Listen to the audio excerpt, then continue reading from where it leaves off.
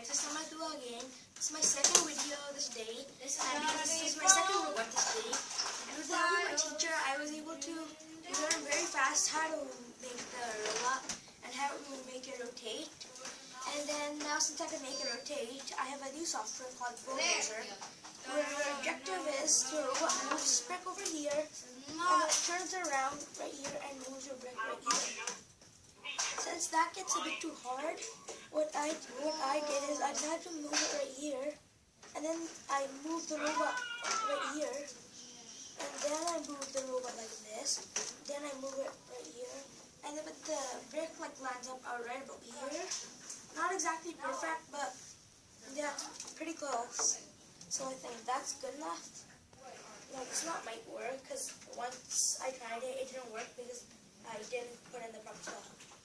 Now, here it goes.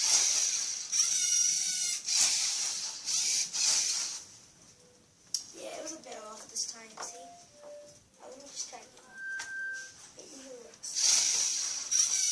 Yeah, it's close this time. Yeah, it just gets in right here. Okay. And now, that's my robot. Good job.